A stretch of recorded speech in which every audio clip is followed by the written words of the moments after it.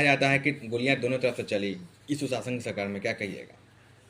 देखिए, आनंद सिंह के विषय में हम तो यही बोलेंगे कि जैसा आप बोएंगे वैसा ही पाएंगे फल।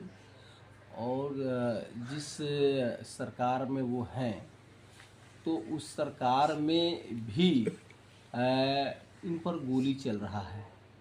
तो जब ऐसे लोग जब सुरक्षित नहीं हैं, तो इस सरकार को हम लोग क्या कहेंगे? ये सरकार जो है ना, कहीं भी किसी भी लिहाज से देखिएगा तो एकदम करप्ट सरकार है। कहीं भी शासन प्रशासन पर सरकार के मुखिया का नियंत्रण नहीं है। सब लापरवाह हो चुके हैं, सरेआम गोली चल रहे हैं, हत्या हो रहा है, बलात्कार हो रहा है, और अपराध नियंत्रण में नहीं है। क्योंकि सरकार के जो मुखिया हैं वो माइंडलेस हो चुके हैं। तो माइंडलेस जब हो चुके हैं, तो जब शरीर माथा सही ढंग से काम नहीं करता है, तो उसके हिसाब से शरीर का कोई अंग जो है पाठ पूजा सही ढंग से काम नहीं करता है। भाजपा के लोग कह रहे हैं कि सब राजद गुंडा या तेजस्वी यादव गुंडे ही पे उतर चुके हैं, वो लोग करवा रहे हैं।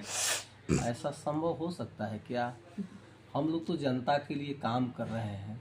हमारे नेता आदरणीय तेजस्वी बाबू, जो नौजवानों के नायक हैं, बेरोजगारों के हमदर्द हैं, वो क्षेत्र में घूम रहे हैं, सभी जिला में घूम रहे हैं, कार्यकर्ता सम्मेलन कर रहे हैं, महिलाओं से मिल रहे हैं। और माई बहन मान योजना जो हमारी सरकार जो बनेगी तेजस्वी बाबू के नेतृत्व में, तो उस सरकार में 2500 रुपया प्रत्येक महिलाओं को प्रत्येक महीना दिया जाएगा। तो हम लोग तो इस फेरा में हमारे नेता घूम रहे हैं लोगों को जानकारी देने के लिए। तो ये जो है ना, ये काम जो है सरकार का है। अपराध जब हो रहे हैं तो अपराध पर नियंत्रण करने का सरकार का जिम्मेवारी और जवाबदेही होता है। और सरकार इस काम को करने में जो है सफल नहीं हो पा रहे हैं। इसीलिए अपराध जो है बढ़ रही है पूरे बिहार में। महाकुंभ मेला 12 वर्षों में एक बार लगता है और काफ़ी चर्चा में है इस बार।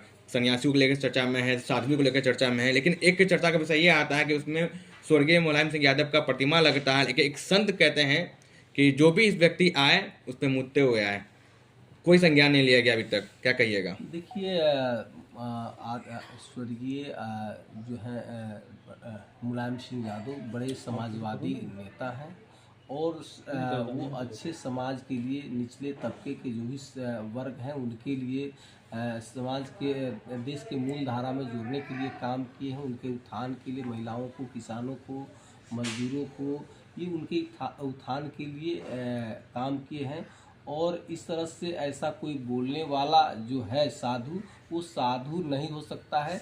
किसी पार्टी का वो दलाल हो सकते हैं।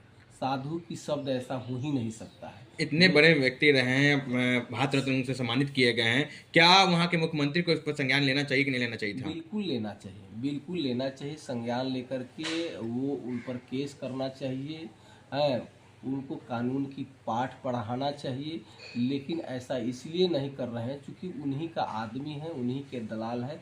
वो ऐसे लोग साधु नहीं हो सकते हैं किसी पार्टी के या किसी दल के। वो दलाल हो सकता है।